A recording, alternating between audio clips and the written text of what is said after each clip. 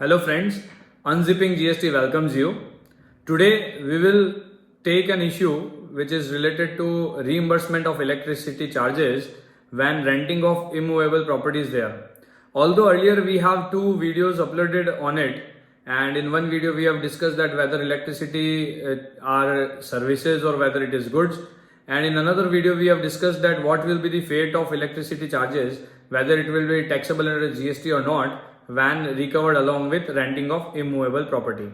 This issue was long awaited issue and was pending since service tax because taxability of electricity charges was not at all cleared, but now circular issued on 31st October 2023 has clarified this issue and put an end to the long pending anomaly.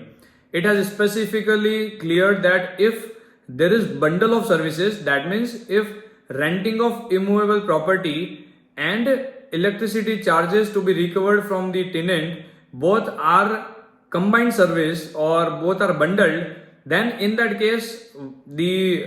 landlord has to pay GST on the electricity charges recovered from the tenant. Whether that amount is recovered along with rent or separate invoice is issued, it is immaterial. But if electricity charges are not covered in the renting agreement and it is collected exactly on the amount which is paid by them to the discoms, then in that case they will be considered as pure agent, and being considered as pure agent they are not required to charge any GST on the electricity charges. तो friends, कहने का simple सा मतलब है, यदि electricity charges को आप renting के साथ मर्ज करते हुए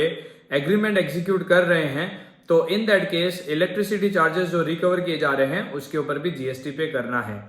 लेकिन यदि इलेक्ट्रिसिटी चार्जेस को रेंटिंग एग्रीमेंट का पार्ट आपने नहीं बनाया है और electricity charges landlord separately recover कर रहा है और एग्जैक्टली उतना ही रिकवर कर रहा है जितना कि वो डिस्कॉम को पे कर रहा है, तो उस समय ये मान लिया जाएगा that landlord is a pure agent and as a pure agent he is not required to collect any GST on the electricity charges which are recovered by it from its tenant. So this circular issued on 31st October 2023 is of great help and has put an end to all the problems. और agreement के covenants कैसे होने चाहिए इसके लिए आप Gujarat Narmada Valley and Fertilizers का एक केस है